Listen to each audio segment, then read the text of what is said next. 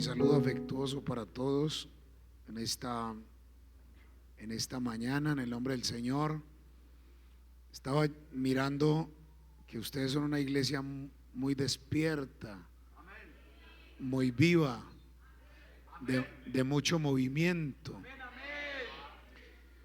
Estaba viendo toda la programación que tienen, tantos pastores invitados, tantas actividades.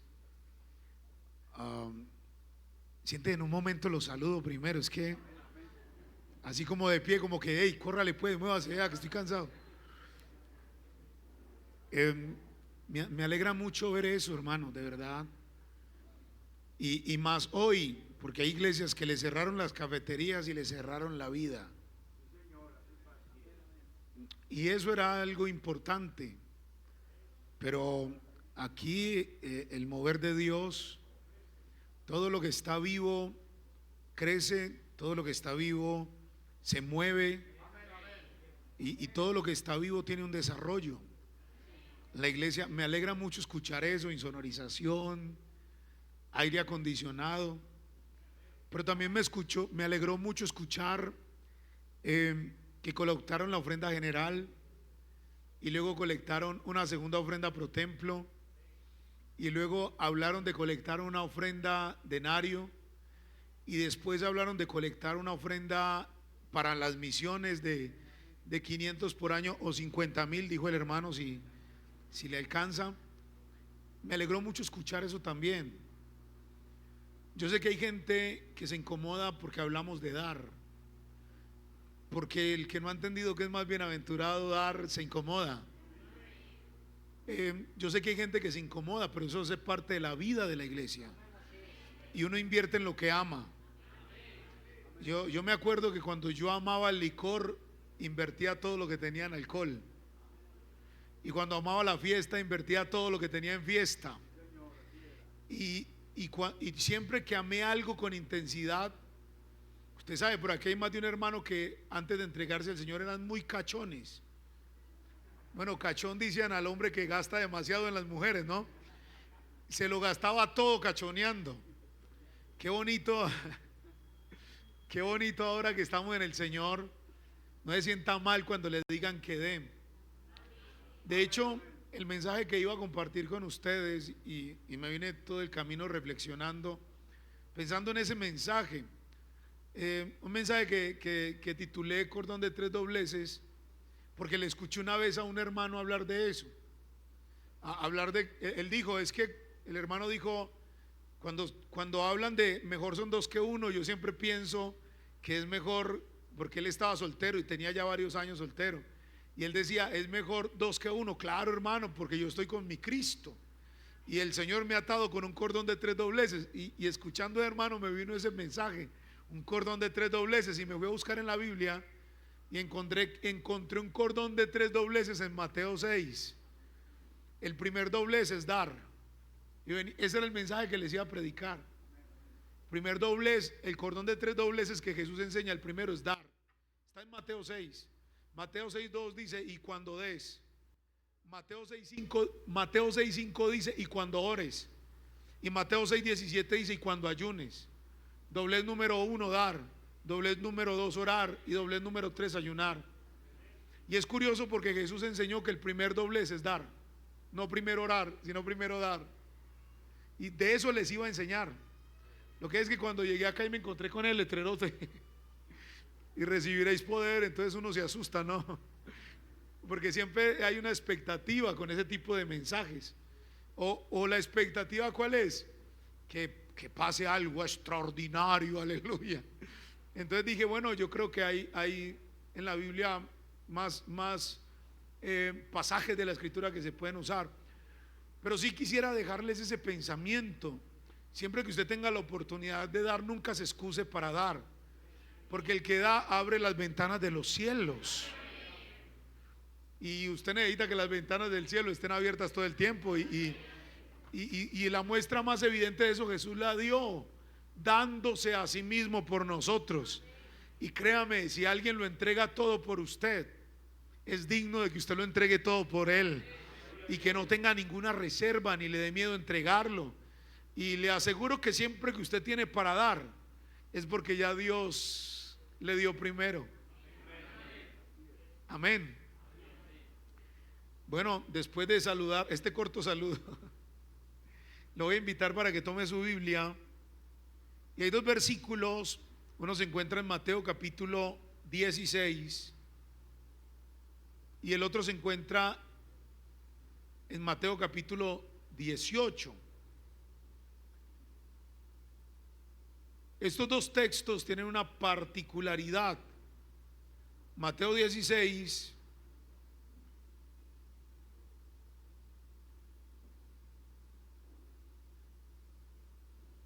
Mateo 16 versículo 18 y luego Mateo 18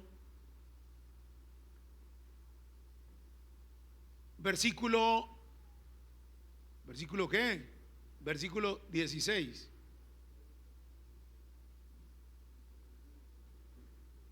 Mateo 16, 18 dice: y yo también te digo que tú eres Pedro, y sobre esta roca edificaré amén mi iglesia. Mateo 18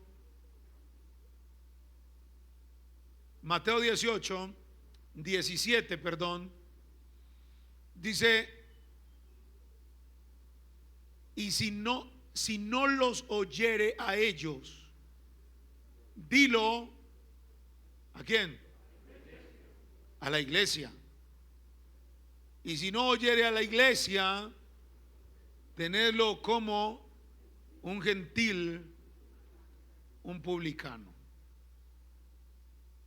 Vamos a pedirle al Señor que nos hable. ¿Y qué tal si en esta mañana hablamos del poder de Dios dado a la iglesia? Cierre sus ojos. Señor, te doy muchas gracias. Quiero pedirte en esta mañana que a todos los que estamos aquí nos hables, que nos permitas entender tu palabra y recibir tu consejo sabio. Háblanos, te lo pedimos, Señor, en este momento. Que tu voz corra y sea glorificada, no la mía, sino la tuya, Señor, para la gloria y la honra de tu nombre. En el nombre de Jesús. Amén. Amén. Y amén. Siéntese, por favor. Dígale a alguien que está al lado suyo, dígale: el Señor te va a hablar. Ayúdeme. Pero así con cara de seriedad al otro lado dígale: el Señor te va a hablar.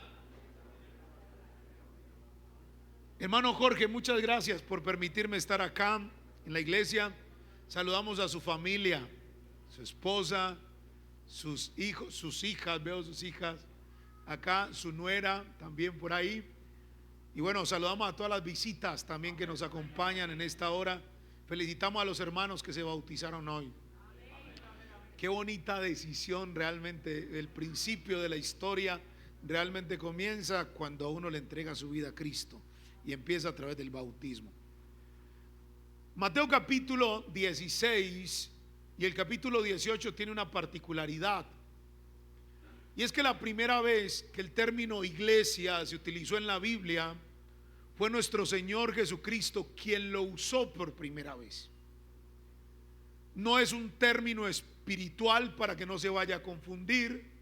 Tampoco Jesús inventó el término ya existía. La palabra iglesia viene de una raíz griega que es la expresión eclexia, y eclexia era simplemente asamblea, era la reunión de un grupo especial en Grecia que se conocía como la eclesia. A este grupo pertenecían las personas más importantes de Grecia, y la importancia de esa época para pertenecer a la eclesia estaba dividida entre los que tenían poder militar. La iglesia estaba constituida por los altos mandos oficiales de Grecia. La iglesia también estaba constituida por los que tenían poder económico. En la iglesia de Grecia estaban los más ricos de Grecia. De igual forma, en esa reunión asistían los más intelectuales, hombres como Sócrates, como Platón, como Aristóteles, pertenecieron a la asamblea principal de los griegos, porque allí también pertenecían los más intelectuales. Así que si usted hablaba de la asamblea en Grecia, estaba hablando de la gente más importante, de la gente más influyente, de la gente más poderosa. Pero Jesús va a utilizar este término por primera vez en San Mateo capítulo 16, verso 18, y por segunda vez Jesús lo va a utilizar en el capítulo 18, verso 17, para referirse a quienes serían el grupo de hombres y mujeres que constituirían su eclesia. O sea, ¿quiénes serían los hombres más importantes? ¿Quiénes serían los más ricos? ¿Quiénes serían los más inteligentes? ¿Quiénes serían los más poderosos? ¿Quiénes estarían reunidos alrededor de él? ¿Y quiénes constituirían este pueblo llamado su eclesia o su iglesia? Y por supuesto, Jesús estaba hablando no de los más relevantes de su época, sino que estaba hablando de los que serían más relevantes, no aquí entre los hombres, sino más relevantes en el reino de los cielos. Jesús estaba hablando de usted. Estoy diciendo, Jesús estaba hablando de usted. Y Jesús está hablando también de mí, porque no me voy a poner a un lado. En esta mañana, en este lugar, están los hombres y las mujeres más, pero más importantes que tiene todo este sector de Bello Horizonte, todo este sector de Robledo, todo este sector de Medellín. Es más, aquí están reunidos los hombres y mujeres más importantes de aquí, de este país, y me atrevo a decirlo, aquí hay un globo terráqueo de todo el planeta. Aquí están reunidos en esta hora, y eso no me lo inventé yo. Eso no es una idea del predicador, ni estoy intentando decirle algo que lo emocione. Eso es algo que el mismo Jesucristo dijo. Él dijo: sobre esta roca edificaré mi iglesia, y las puertas del Hades no prevalecerán contra ella. O sea, en este lugar están reunidos e incluso los que han podido derrotar a Satanás, los que han logrado vencer al diablo, los que han logrado cambiar la historia, los que han establecido un nuevo principio generacional, porque usted es el comienzo de generaciones que serán bendecidas, porque su historia ha cambiado. ¿Cuánto le quieren dar un aplauso al Rey en esta mañana? Hablo con los que lo creen en esta hora, hermano. Por mucho tiempo en la iglesia se ha hablado de pobres evangélicos. Oiga, qué pesar del hermanito. Oiga, qué lástima. Incluso yo he escuchado en nuestros funerales algunos diciendo: lamento su pérdida. ¿Cuál pérdida? Si para esta iglesia el vivir es Cristo y el morir es una ganancia, aquí no hay nada perdido. Alabado sea el nombre del Señor Jesús. He escuchado por años hermanos diciendo: no puedo, pero Dios nos ha dicho en su palabra: diga el débil, fuerte soy. Yo he escuchado por años hermanos diciendo: no soy capaz, pero el Señor nos ha dicho: todo lo puedo en Cristo, que es el que me fortalece. Yo he escuchado por años cristianos diciendo: hasta aquí llegaron mis fuerzas. Pero qué bueno que usted entienda que cuando sus fuerzas llegan al límite, hay un Dios que es todopoderoso, que nos dice que lo que para el hombre es imposible, para mi Dios.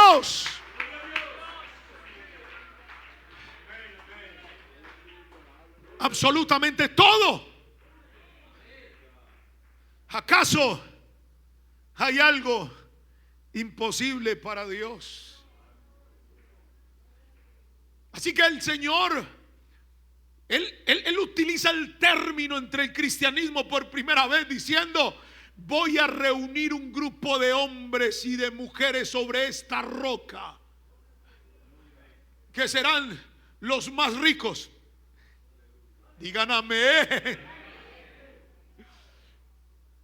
Voy a decirlo otra vez, que serán los más ricos, que serán los más inteligentes. No, tranquilos, los que no dicen amén, entendemos su dificultad para entender en el lugar donde usted se encuentra. Pero si usted escogió estar aquí, el principio de la sabiduría es el temor a Jehová, y el apartarse del mal es la verdadera inteligencia. ¿Dónde está el sabio? ¿Dónde está el escriba? ¿Dónde está el que discute cosas de este mundo? ¿Acaso no ha enloquecido Dios la sabiduría de este mundo? Por cuanto el hombre, por medio de la sabiduría de este mundo, no quiso darle la gloria a Dios, escogió Dios a salvar a los hombres por la locura de la predicación. Aquí estoy frente a los hombres más inteligentes.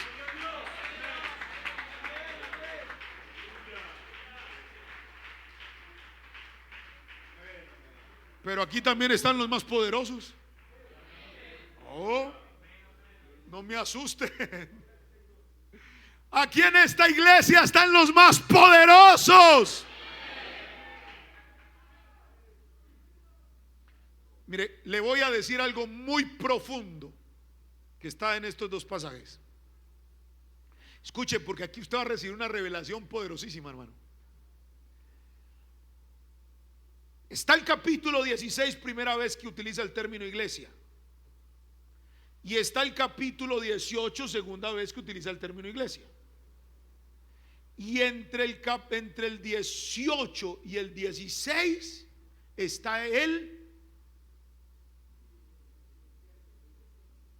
Oiga, a ustedes eso no se los reveló ni carne ni sangre. Qué gente para inteligente, hermano. Mire, qué revelación profunda, hermano. 16, 17 y luego 18. Está profundo, ¿cierto, pastor?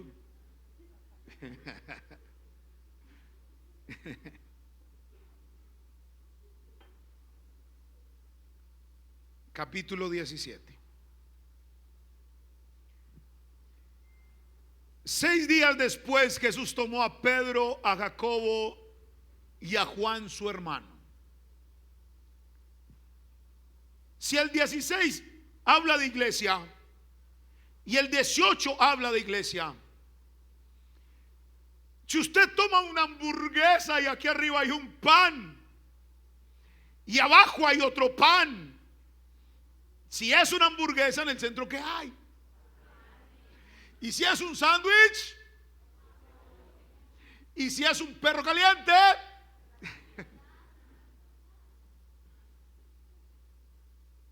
Yo quiero invitarlo para que usted se detenga y haga un análisis del 17, porque si el 16 habla de iglesia, 18 habla de iglesia, le aseguro que el 17 habla de iglesia, pero de una forma muy profunda. Porque la Biblia dice que 6 días después Jesús escogió de entre 12, escogió a 3. ¿Por qué escogió a 3? Porque siempre que hay 12, hay 9 que no están muy interesados o no están completamente interesados en ir más allá y en meterse más profundo en las cosas. Y generalmente hay 3 que dicen: aquí estoy, ¿dónde me sumerjo? Me atrevo a pensar que estos 3 que Jesús escogió eran los que siempre querían estar con Él, porque creían, porque confiaban, porque esperaban, porque estaban expectantes. Qué bueno que en la iglesia hay gente que no solamente viene, porque hay gente que solamente viene. Hay gente que se quedan dormidos en el culto. Hay gente que cuando vienen al culto se ponen a hablar. Es más, hay personas que están aquí, tienen su cabeza por allá en otra parte, tienen el cuerpo presente, la mente ausente. Pero alabo al Señor por aquellos 3 que en la iglesia siempre están conectaditos a la expectativa de que Dios va a hacer algo. Y Dios siempre hace algo. Tiene que llegar el momento donde en la iglesia todos se convierten en los 3 que Jesús escoge. Porque nuestras falencias espirituales se derivan de la falta de expectativa que tenemos con las cosas de Dios. Mire, hermanos, lastimosamente lo digo, que hay personas que vienen a la iglesia el domingo como viene el católico a misa el domingo. O sea, no les falta sino cuando entran por la puerta echarse en la bendición y luego empezar a esperar a que digan: al salmo respondemos, para contestar te alabamos, Señor. En mi congregación les puse 2 enormes relojes, porque si hay algo que a mí me estresa es cuando empiezan los hermanos: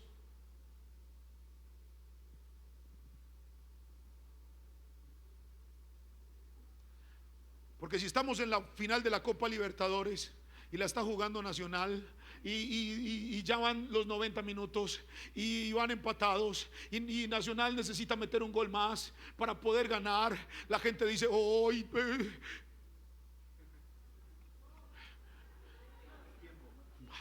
pero ¿cómo va a dar 3 minutos? ¿Cómo va a dar 5 minutos? Con todo el tiempo que perdió, debería de haber dado 15, debería de haber dado 20.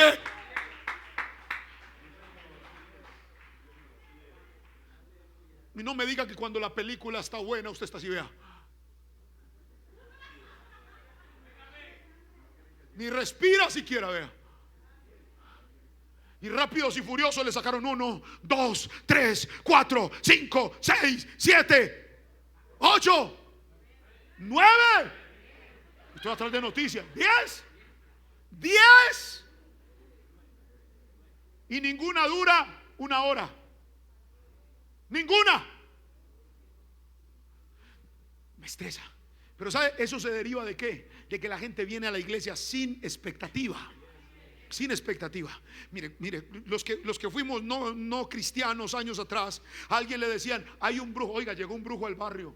Ese tipo, usted entra, le dice: ¿usted a qué viene? Usted no tiene que decirle nada. Le dice a qué entra. Usted hasta paga por eso.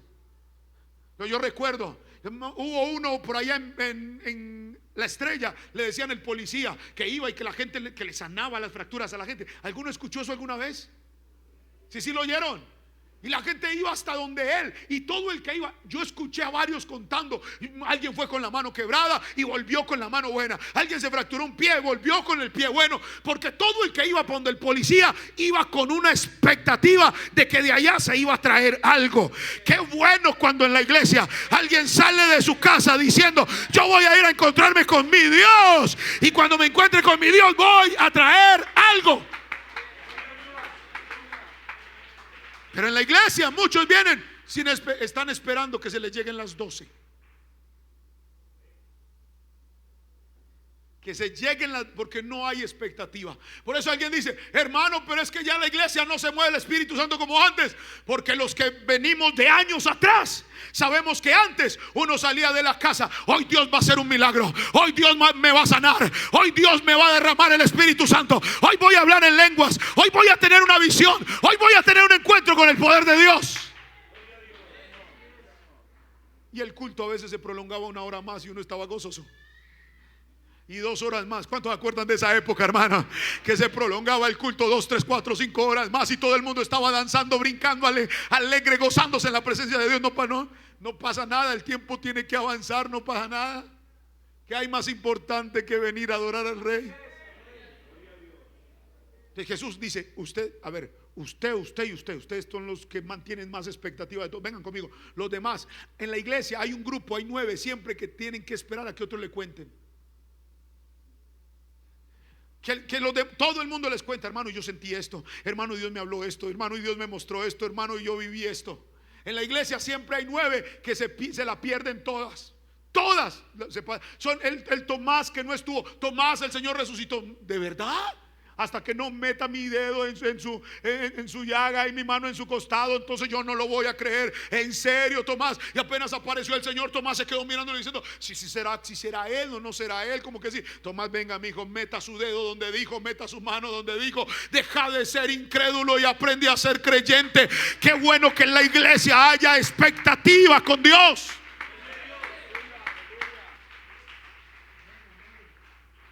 Enfermedades serían sanadas, paralíticos serían levantados. ¿Usted no le preocupa eso? Que ya incluso nos toca pensar en ir. Yo he escuchado predicadores que dicen que los hermanos se trasladan de una congregación a otra para ir donde ellos, porque ellos sí tienen el poder de sanar. Por Dios. Cuando el mismo Señor Jesucristo dijo, y estas señales seguirán. A usted las señales lo tienen que seguir cuando usted crea. Es usted el que debe de orar por el enfermo y el enfermo levantarse. Es usted el que debe de orar para que alguien reciba el Espíritu Santo y el Espíritu Santo derramarse. ¿Acaso usted no hace parte de los más ricos, de los más inteligentes y de los más poderosos que hay sobre esta tierra? Usted hace parte de la iglesia de Dios.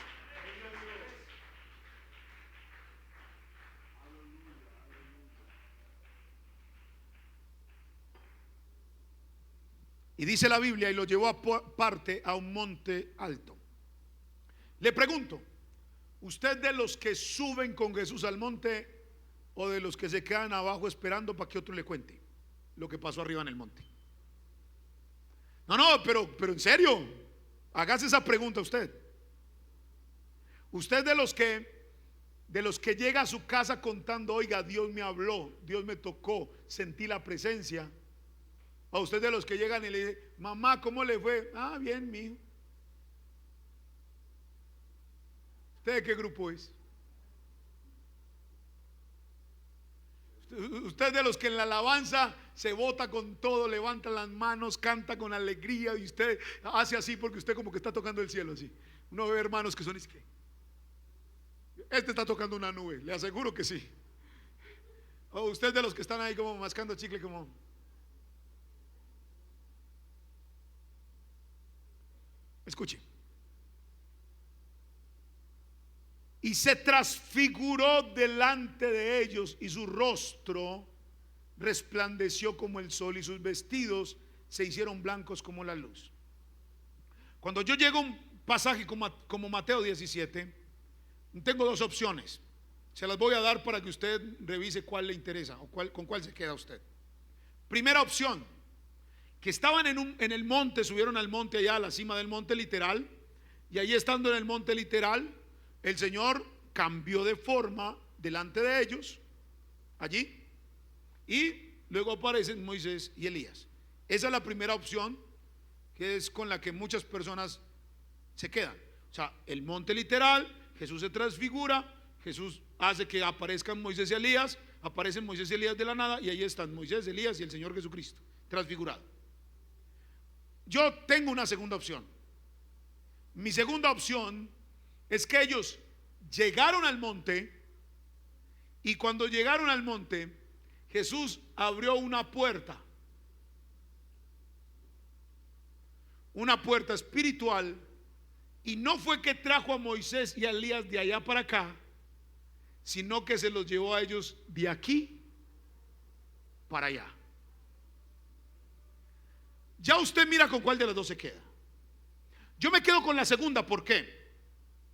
Porque en Apocalipsis capítulo 4 Juan estaba en la isla de Patmos literal.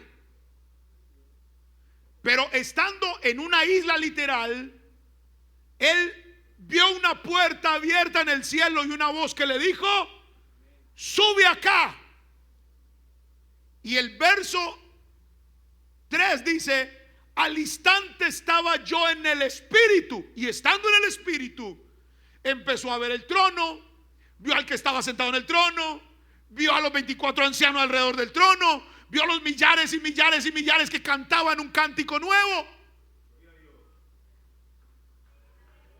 En la segunda carta a los Corintios capítulo 12, Pablo, hablando de sí mismo en tercera persona, dice, yo conozco un hombre, verso 3, en el cuerpo no lo sé, en el espíritu tampoco lo sé, Dios lo sabe. Pero ese hombre, hablando de sí mismo, Pablo dice, fue arrebatado al tercer cielo, al paraíso.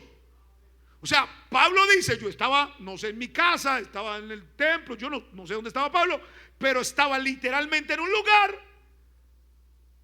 Pero Dios le abrió una puerta y Pablo pudo entrar al paraíso. Y dice, lo que oí allá no tengo forma de explicárselos. Yo me quedo con la segunda opción, de que es posible que alguien, estando en la iglesia, Dios le abra una puerta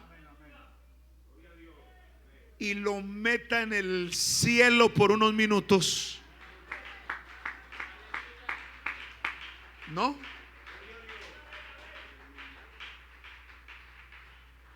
Yo le voy a preguntar a todos ustedes, porque puede que aquí haya alguien así, alguien que un día estaba orando y sintió que ya no estaba aquí, sino que estaba allá, y las horas se le volvieron minutos, y los minutos se le volvieron segundos, y entró en la presencia de Dios y sintió la gloria de Dios y escuchó la voz de Dios y sintió que Dios se paseaba, incluso Dios lo tocó.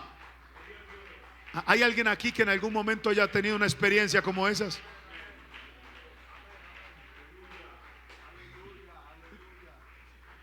Yo los he visto, hermano, yo los he visto. Y comienzan a danzar y tumban lo que sea, y empiezan a moverse y sacuden lo que sea.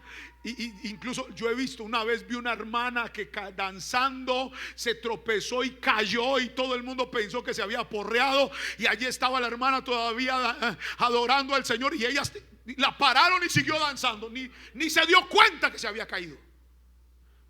Bueno, no estaba aquí. Cuando alguien viene a la iglesia y solamente está mascando chicle, o pensando en los frijoles, o está por allá pensando en los problemas que dejó y no se conecta con el Rey del cielo, se está perdiendo de pegarse un paseíto en la gloria de Dios y recibir de parte de Dios un toque extraordinario de su presencia y ser renovado completamente. Dele ese aplauso al Rey de la Gloria bien fuerte. Más fuerte, bien fuertes para el Señor.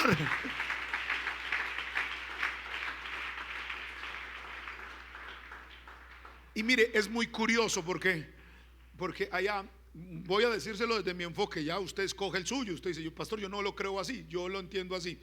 Ellos entran con el Señor Jesús, entran a la gloria, entran a la gloria de Dios. O sea, ya no están en ese monte, subieron a la cima del monte, y después del monte se metieron a la gloria de Dios, se meten en la presencia de Dios, se meten en el cielo. Y estando allá, entonces aparece primero Moisés. Le voy a dejar un problema al pastor, porque es que hay algunos que dicen que allá no nos vamos a conocer, pero ellos reconocieron que ese era Moisés.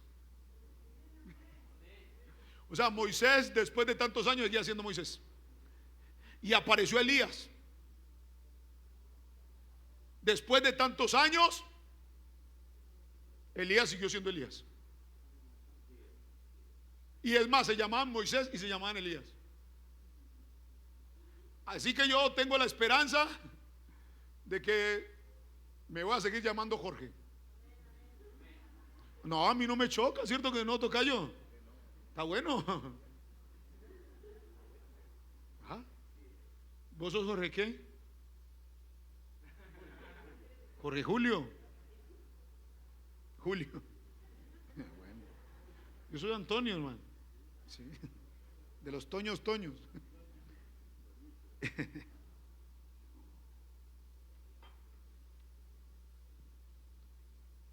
¿Por qué Moisés y Elías? Mire, cuando aparece Moisés, y aparece Elías, la atención de los discípulos se centró en Moisés y en Elías. Y a mí me preocupa algo, y es que en la iglesia a veces Moisés o Elías se roban el protagonismo. Yo sé que esto les suena extraño. Moisés, según dice la escritura, Mateo capítulo 23, verso 22, 23:2, perdón. La Biblia dice: en la cátedra de Moisés se sientan los escribas y los fariseos. Moisés en la Biblia es una representación de la norma. Es una representación de la ley. El término que usamos es legalismo. Los abogados, ¿hay algún abogado aquí? Lo llaman leguleyada. O sea, es tomar una norma y aplicarla como a rajatabla. ¿Se acuerdan que en San Juan capítulo 8 capturaron a una mujer en el acto mismo del adulterio? Y entonces ellos agarran a esa pobre señora del pelo, desnuda, la sacuden por todas partes, patadas, golpes. Me imagino esa escena, para luego llegar donde está el maestro y tirarla donde él estaba. ¿Sabe qué le dijeron? Ella es una pecadora y Moisés nos mandó a matarlas a pedradas. Mire, Moisés en la iglesia a veces se roba como las miradas, como la intención de algunos creyentes. Porque incluso cuando el Señor Jesús en Mateo capítulo 19, para tentarle, le preguntaron sobre el matrimonio, ellos le argumentaron diciendo: podemos votarlas porque Moisés nos mandó a que repudiáramos a nuestras mujeres, así que podemos desecharlas. ¿Usted qué nos dice? Si Moisés ya dijo: denle carta de divorcio, ¿usted qué dice? O sea, Moisés se presenta como alguien muy duro, como alguien muy recio, como alguien muy cerrado en sus cosas.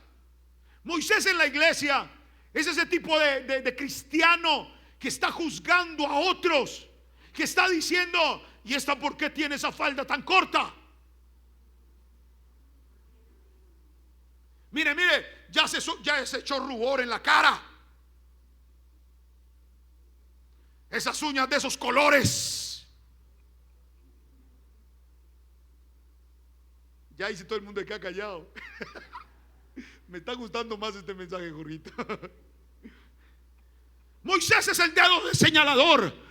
Apedréelo, sáquelo, disciplínelo.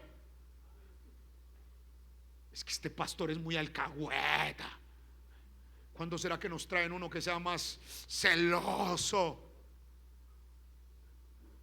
Y no nos damos cuenta que a veces ese celo excesivo, esa característica de Moisés en la iglesia, de lo único que habla es de mis propios vacíos. De eso es de lo que está hablando. En San Juan capítulo 4, una mujer que la Biblia llama la mujer samaritana, la Biblia dice que era necesario que Jesús pasara por Samaria, y apareció una mujer al pozo donde Jesús estaba sentado. Y Jesús le dice: ¿me das un poquito de agua? Y ella es una mujer celosa. Ella le dice: tú me pides a mí de beber, sabiendo que yo soy mujer samaritana, y tú sabes que entre judíos y samaritanos no se tratan entre sí. Pero Jesús no dejó esa conversación ahí nada más. Jesús va a mostrarle a ella que ese rigor religioso que ella mantiene, que ese celo excesivo y esa contención que tiene sobre los asuntos de fe, se derivan de un problema en su corazón. Has tenido 5 maridos. Has venido buscando que alguien llene el vacío de tu corazón con relaciones sexuales, con relaciones sentimentales. Has venido buscando lo de Dios en la vida de otro. Por eso te la pasas exigiéndole a otro lo que tú ni siquiera puedes dar.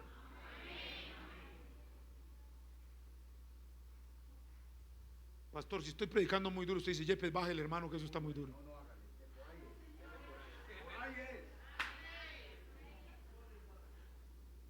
Mire, hermanos, que Dios nos ayude, porque la lucha, escúcheme bien, hay luchas que se ven. Claro, una hermana que se pinta las uñas de colores, lo que está manifestando es que ella tiene una lucha con la vanidad. Eso se ve. Si la falda es muy corta, ella tiene cierto vacío en su amor propio, porque ella percibe que si no muestra un poquito más, tal vez no va a ser admirada, tal vez no la van a ver. Dice: me veo como una viejita, yo necesito mostrarme un poco. Hay una lucha que se ve, pero hay otras que no se ven. Por ejemplo, el chismoso.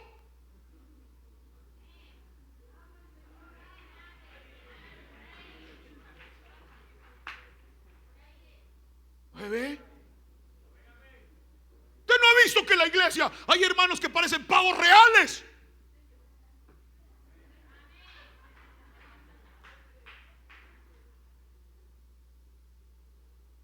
Pastor, no me vaya a echar al agua con esto, pero lo tengo que decir. Incluso pastores, que casi uno que para saludarlos tiene que hacerles un lobby.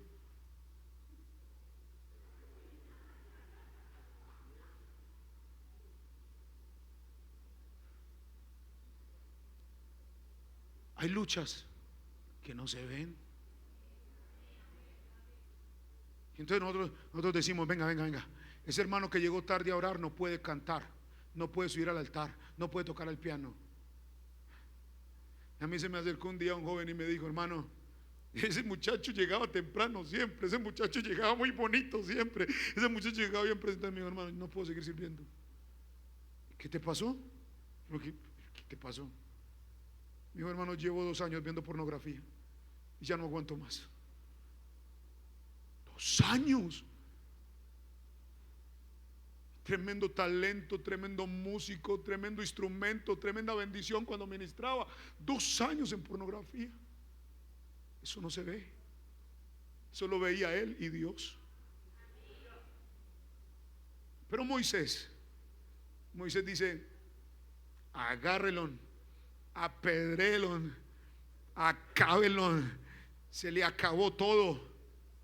Así actúa la ley de Moisés, atando cargas demasiado pesadas sobre los hombros de los hombres, que ellos no quieren moverla ni siquiera con un solo dedo. Pero en la iglesia Moisés se roba el protagonismo, hermanos. Hay que predicar de santidad. En la santidad no está de aquí hacia afuera, la santidad está de aquí hacia adentro. Porque cuando lo de aquí hacia afuera se corrige y no se corrige lo de adentro, hay personas en la iglesia amargadas, y esa raíz de amargura les va a estorbar para alcanzar la vida eterna. Y por fuera se ven bien. Ya el amén se redujo, ya gloria a Dios se redujo, los aplausos desaparecieron. Ay, Padre amado. Así que, listo, voy a mirar a Moisés. Yo le recomiendo: no mire tanto a Moisés. Pero alguien dice: vamos a mirar a Elías. Ahí está Elías. Apareció Elías. Elías es el hombre de la unción, el fuego. ¿Usted no ha visto que nosotros, nuestra cultura pentecostal es muy curiosa? Entonces un hermano que normalmente habla así pacífico. Perdóneme, quisiera imitarlo mejor, pero es que estoy disfónico porque he predicado mucho esta semana. Y pasa al altar y dice: el hermano tal nos va a dirigir en la oración. Y el hermano habla así pacífico. Y cuando pasa aquí al altar dice, el Señor les bendiga, hermanos, vamos a orar para la gloria. ¿Se ha visto eso?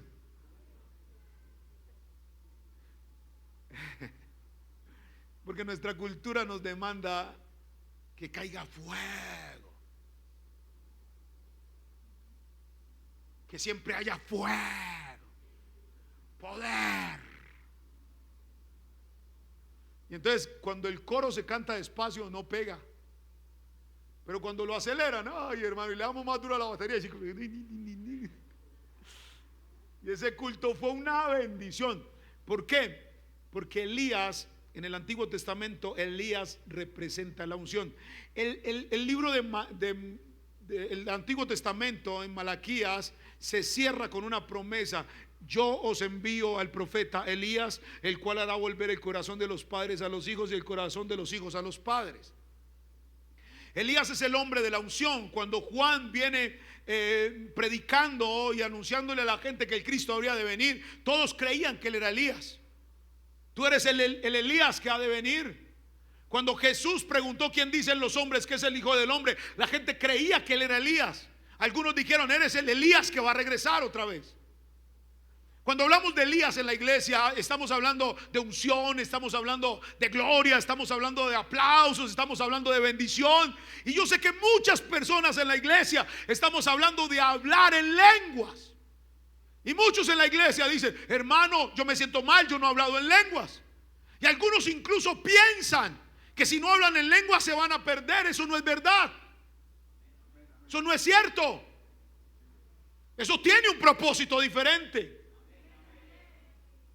No existe nada, absolutamente nada, ninguna práctica, ninguna acción, nada que pueda estorbar ahora su salvación mientras usted permanezca firme siguiendo a nuestro Señor Jesucristo y buscando agradarle. No hay nada. A mí un hermano me dice, hermano, uy hermano, yo dije después del culto, sí, ven Señor Jesús, terminado el culto, ven Señor Jesús, y una bendición muy bonita. Y el hermano terminó el culto, me dijo, hermano, es que estoy muy preocupado. ¿Y por qué? ¿Qué te pasó? Me dijo, es que, hermano, le voy a contar la verdad, tengo un problema con mi esposa, pero una cosa gravísima. No hemos podido arreglar el asunto. Llevamos 2 días peleando y cada vez que intentamos resolverlo nos sentamos y hablamos y terminamos peleando otra vez. Es más, antes de venirnos para el, pero nos vamos a ir para el culto y nos vamos a ir peleados y nos sentamos y hablar y otra vez nos pusimos a pelear. Y yo me vine para el culto bravo y ella quedó brava también. Y usted dice que ven Señor Jesús, donde el Señor venga.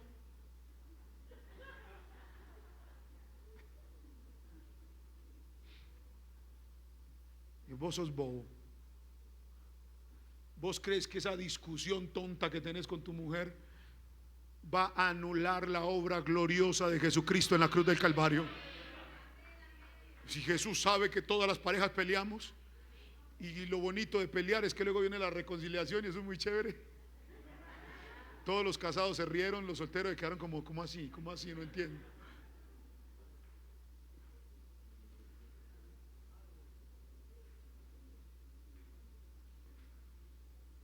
Elías le hace creer a la iglesia que la iglesia tiene que vivir en un mover de fuego donde todo el tiempo cae fuego.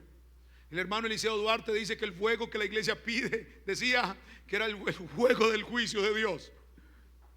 El hermano Eliseo Duarte era muy insistente en esto. Dejen de estar pidiendo fuego, porque donde ese fuego les caiga los va a calcinar a todos, decía el hermano Eliseo, porque están pidiendo el fuego de juicio. Pero Elías da esa idea de que usted tiene que moverse en una unción, de que usted tiene que manejar cierta reputación, de que usted tiene que mantenerse de cierta manera con cierto prestigio, que cuando usted pasa al altar usted tiene que hacer sentir a la gente ciertas cosas, que cuando usted hable la gente tiene que experimentar no sé qué, y que usted en su casa tiene que vivir en oración, en ayuno, y que su casa tiene que ser un mover de la gloria, donde la realidad que todos vivimos es que somos seres humanos. Y la Biblia, cuando habla de Elías, dice que aunque oró y dejó de llover y volvió y oró y volvió y cayó agua, pero aún así la Biblia dice: Elías era un hombre como usted y como yo, un hombre sujeto a pasiones. Así que no se deje desviar de ese asunto de que usted tiene que ser el superungido. Es más, les voy a contar un secreto y no le vayan a contar a nadie más. Los superungidos no existen.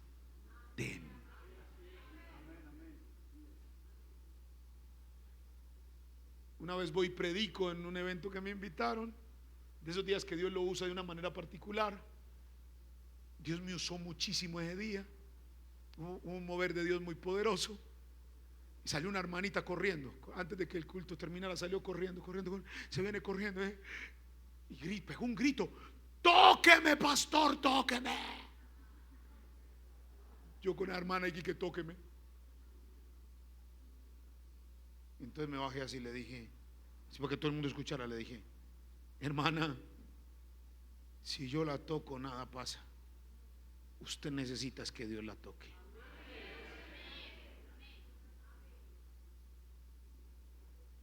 Jorge es un hombre común y corriente, y su familia es una familia común y corriente, igual a la suya, igual a la mía. Ese cuento de los superungidos, él tiene una responsabilidad. La Biblia dice que él dará cuentas a Dios por su alma, pero es un hombre común y corriente. Así que no se deje desviar su atención de Elías. Ore, ayune, ayude, crezca espiritualmente. No intente imitar a nadie. Jesús, mire, el iris del ojo, el iris de su ojo dice que usted es único. Su huella dactilar dice que usted es único. Su cadena molecular de ADN dice que usted es único, que no hay nadie igual a en este planeta. Usted ni lo habrá nunca jamás. Jesús nunca hizo dos milagros de la misma manera. Todos los milagros de Jesús fueron distintos, porque Él es el Dios único para personas únicas. Así que deje que Jesús haga algo único y diferente en usted. No intente parecerse a nadie. Dígale: Señor, yo quiero ser yo con usted. Amén. Ya voy a terminar. ¿Todavía no? Escuche esto. Y aquí aparecieron Moisés y Elías hablando con él. Entonces Pedro dijo a Jesús: Señor, bueno es para nosotros que estemos aquí. Si quieres, hagamos 3 enramadas. Una enramada para ti, otra para Moisés y otra para Elías. Mire, hacerle una enramada a Moisés está bien. Una enramada es como una pequeña tienda, como una carpa, una chocita. Hacerle una chocita a Moisés está bien. Hacerle una chocita a Elías también está bien. ¿Por qué no?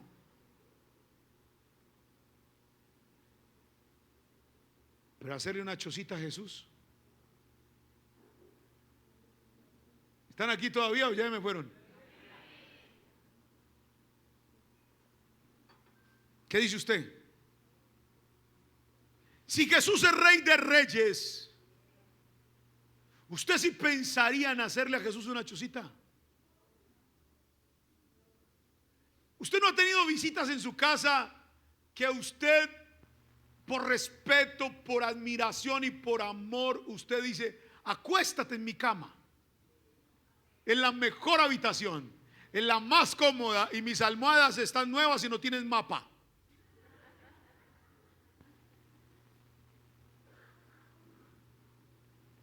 ¿Por qué? Porque es alguien que usted considera eso importante. Una chocita para Jesús, hermanos. No sea loco, ¿cómo le ocurre? Los reyes no viven en ranchos. Los reyes viven en palacios. Mire cómo a veces Moisés y Elías nos confunden y nos llevan a poner a Jesús al mismo nivel de Moisés y de Elías. A veces nos confunden porque aquel que dice es que yo soy muy celoso piensa que eso es por causa de Dios, y aquel que se cree el superungido cree que eso es por causa de Dios, pero no están en el mismo nivel. No me compares a mi Jesucristo con ninguno de esta iglesia. No me lo compares con ninguno de ninguna congregación. No me lo compares con nada ni con nadie. Él es Rey de reyes y Señor de los señores. Así que Él no habita en chozas.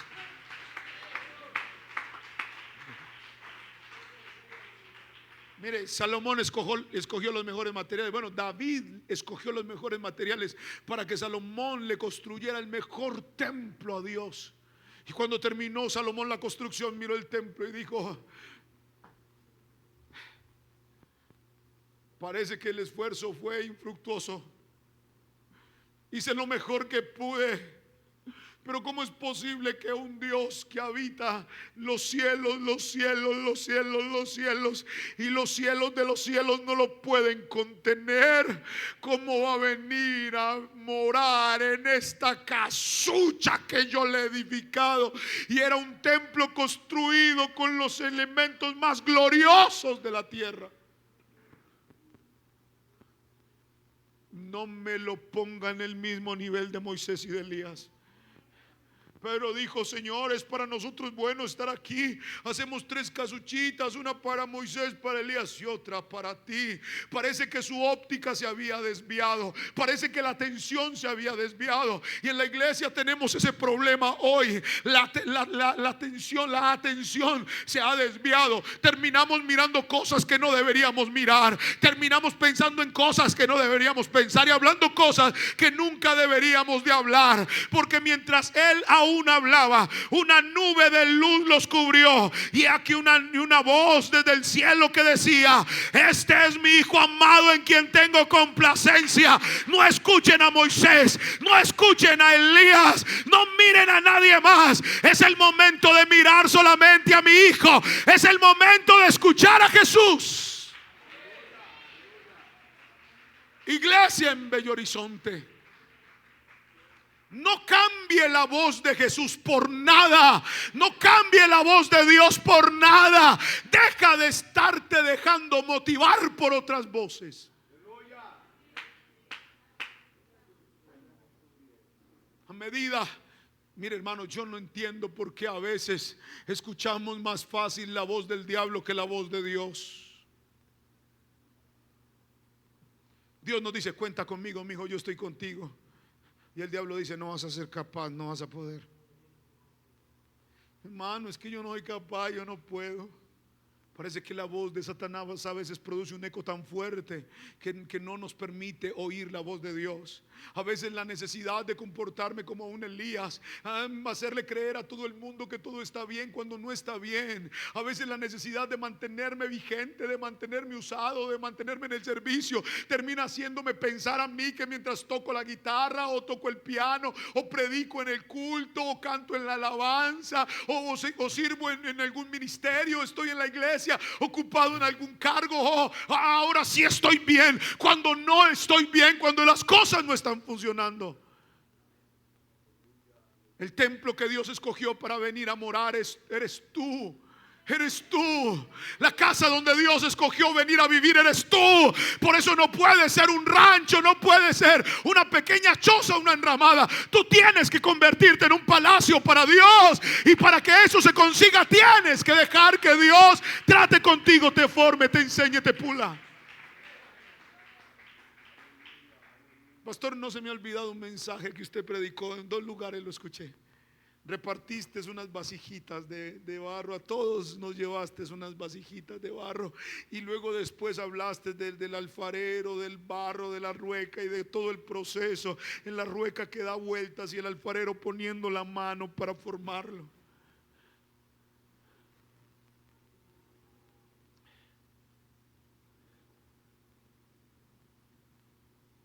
Me temo que entre los más inteligentes, entre los más ricos de este mundo y entre los más poderosos de este mundo, hay personas que se están quedando escasas con la construcción de la casa para Dios. Me temo eso. Pero una nube, dice, una nube los cubrió mientras aún hablaban, y dice: he aquí una voz desde la nube que decía: este es mi Hijo amado. Es Él, no es nadie más. Escucha la voz de Jesús. Deja de estar oyendo a Moisés. Voy a decirle a los dos hermanos que se bautizaron hoy, así alguien mañana los critique por una decisión incorrecta que ustedes tomen, no se preocupen, sigan perseverando. Les voy a hablarle a los amigos que están aquí hoy. Si usted no ha tomado la decisión de seguir a Jesús porque hay un Moisés que lo ha señalado, porque usted no se ha bautizado aún, no siga viniendo escuchando la voz de Jesús. Usted necesita seguir escuchando la voz de Jesús. Voy a hablarle a un hermano que viene desanimado porque otros lo han criticado por las malas decisiones que ha tomado. Alguien que está apartado y vino hoy buscando una palabra de parte de Dios. Dios te manda a decir: deja de oír las voces de otro y escucha mi voz. Yo te voy a restaurar, te voy a levantar y te voy a sostener para que tu final sea mejor que el principio. Aleluya. Escúchenlo, Nael. Dijo una voz del cielo: es a Él a quien hay que escuchar, es a Él a quien hay que oír. Y termina este pasaje y termino este mensaje con esta declaración. La Biblia dice: al oír esto, los discípulos se postraron sobre sus rostros y tuvieron mucho miedo. Se llenaron de espanto. Mire cómo pasó un momento de gloria, de bendición. Pedro dijo: bueno es. Y los otros dijeron: qué rico es estar acá, qué delicia estar acá, qué alegría estar acá. Pero cuando la voz de Dios se escuchó, inmediatamente llenaron de miedo, se tiraron al suelo y estaban aterrorizados, llenos de temor, porque escucharon la voz de Dios. Y la voz de Dios dijo. Entonces Jesús se acercó y los tocó. Wow. A los tres, uno a uno, Jesús fue ahí. Me imagino esa escena, ellos están ahí postrados, llenos de miedo. La nube se asentó sobre ellos, la gloria de Dios. Ya no se ve Moisés, ya no se ve Elías, pero se ve Jesús. Y Jesús se acerca, le toca la cabeza a Pedro, le toca la cabeza a Juan, va y le soba la espalda a Jacob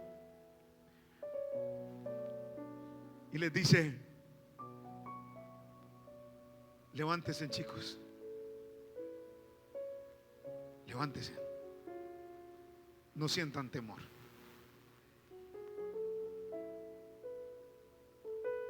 No tengan miedo, levántense. Es el momento de que ustedes se pongan firmes, se pongan en pie, porque lo que sigue de aquí adelante es glorioso. No tengan miedo. Y voy a terminar este mensaje diciéndoles esto: es el momento de que usted se levante. Hey, si hay alguien aquí en la iglesia hoy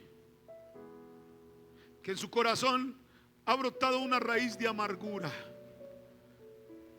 por una ofensa que te hicieron, porque alguien te trató mal, te gritó, por un desprecio que te hicieron, ya no escuches más las voces que te hablan diciendo: deberías de quedarte postrado. Jesús te dice: levántate, levántate. Es el momento de que te levantes. La Biblia dice: Jesús los tocó. Hay un momento donde necesitamos que Jesús nos toque, porque puede haber una hermana que cuando fue niña la abusaron y todavía a su memoria llega el acto de abuso La abusaron cuando era una niña, o un hermano lo abusaron cuando era un niño, y llega a su memoria ese recuerdo y todavía hay odio por ese abusador, o porque lo maltrataron cuando era un niño y todavía hay odio en su corazón, hay odio, y por eso hoy juzga a otros y critica y señala porque no ha podido perdonar. En su corazón hay resentimiento, hay una raíz de amargura. Les voy a contar algo de mi vida. Cuando yo conocí a Dios, yo literalmente odiaba a mi papá. Mi papá era un drogadicto y alcohólico, y le pegaba a mi mamá. Desde que yo cumplí 8 años, no lo voy a olvidar. Recuerdos con mi papá, 4 años, me dio un golpe tan fuerte que me reventó la boca. Yo me asustaba porque nunca había visto tanta sangre, y miraba mis manitos, todavía lo recuerdo, miraba mis manitos llenas de sangre, y yo no entendía, era la mano de mi papá. Nunca me dio una caricia, pero sí me maltrató. A los 8 años, en medio de sus lagunas mentales por causa de las drogas, me desafiaba y me decía: salí para que nos matemos. Vos no sos un hombre. Me insultaba con las peores vulgaridades. Vos sos un homosexual con vulgaridades. Vení, salí para que peleemos. Lo odiaba, hermanos. Lo odiaba. Mamá le servía la comida, la tiraba al suelo con plato y todo, partía un plato que él no compró, comida que él no compró, lo partía. Lo odiaba, lo odiaba. Y una noche, hablando con mi Dios, ya había conocido el evangelio, de rodillas ahí le dije: Señor, yo quiero crecer, yo no quiero quedarme estancado. Y la voz de Dios con toda dulzura me habló y me dijo: Jorge, perdona a tu papá.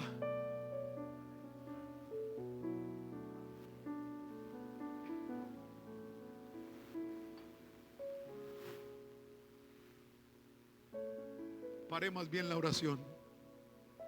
¿Cómo perdona a uno un tipo de esos?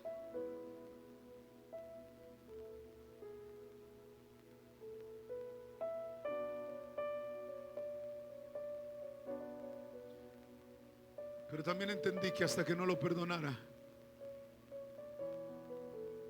no iba a pasar nada. Yo sería un Moisés en la iglesia, o tal vez sería un Elías en la iglesia. Pero he escogido no ser ni Moisés ni Elías. Yo quiero parecerme a usted, Señor, a usted.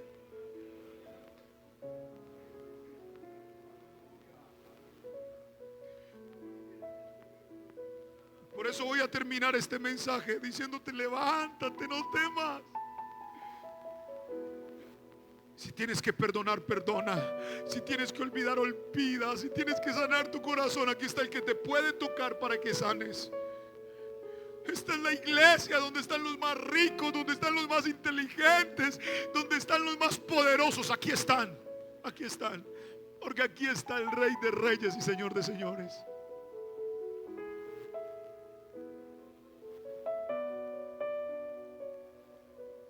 Si Dios le ha hablado a su corazón,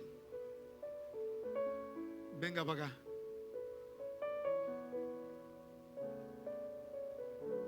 Levántese, por favor. Y si están por allá arriba y Dios le habló, venga para acá.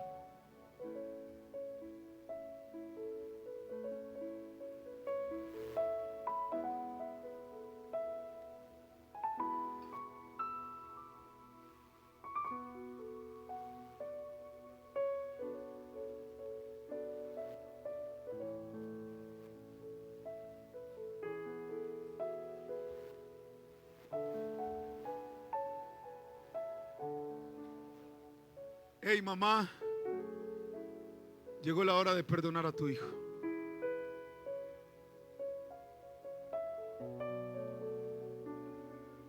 Se ha portado mal, te ha irrespetado. Llegó el momento de perdonarlo. Porque necesitamos que hoy te encuentres con Jesús. Pensamos a veces que el poder de Dios solamente se manifiesta en medio de gritos y brincos.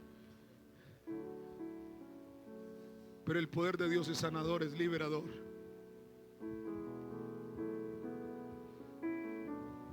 Hermano, se llegó la hora de perdonar a esa mujer que te botó, te traicionó, te dejó, se fue. Llegó el momento de perdonarla y de sanar tu corazón. Aquí están sucediendo cosas extraordinarias dentro de usted, dentro de su alma.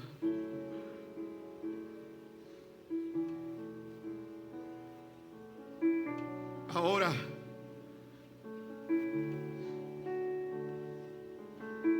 si hay algún hermano que por algún tiempo viene practicando algún pecado que nadie conoce,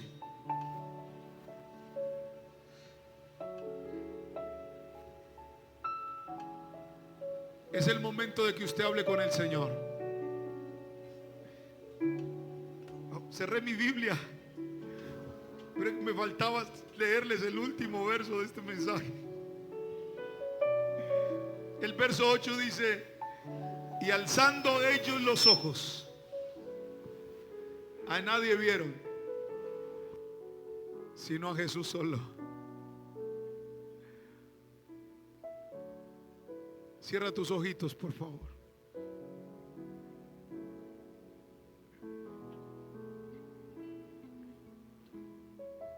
Padre, yo sé que esta palabra fuiste tú el que la escogiste. No era mi mensaje a predicar hoy aquí.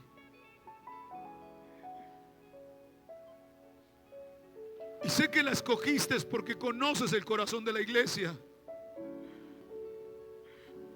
Y sabes que acá en la iglesia alguien necesita sanar su corazón.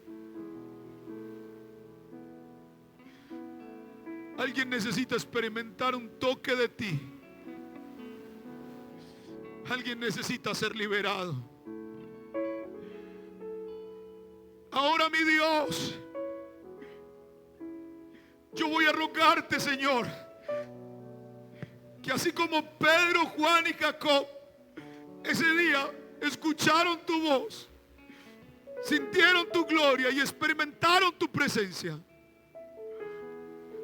permite que un hermano que en este momento está entrando, Señor, en el lugar secreto, se pueda encontrar contigo. Y Sharabashabake. Istobagenda Shabake Idasei. Isturebeshebeke. Mete tu mano santa, ahí está Gandala Soba, hasta lo más profundo de un corazón. Ista barraba Shabakandaya, para sanar, para liberar.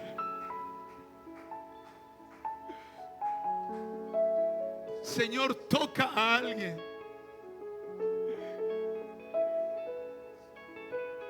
que hoy salió de su casa, Dios mío, creyendo que todo se había terminado, creyendo que ya su esperanza estaba muerta, Señor.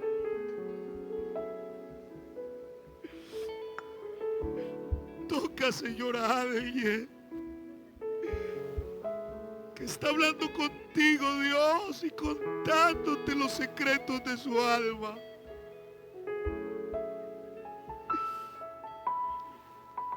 Permite que una experiencia de bendición liberadora este reveshebe que en la saya que yo más cantaba sala que inastó a ella.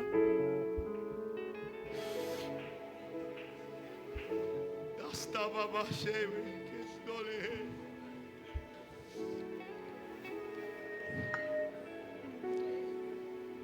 Si me preguntan por qué alabo el nombre de Jesús, tengo que contarles la verdad de mi existir. Cuando mis amigos se marcharon, toda diversión. Cuando solamente veía mi porvenir, sin esperanza caminaba en un sendero gris. Todo aquel infierno quería bañarse más de mí. Una gota de sangre y de misericordia entró. Me dijo Jesús, yo te haré vencer, te levantaré.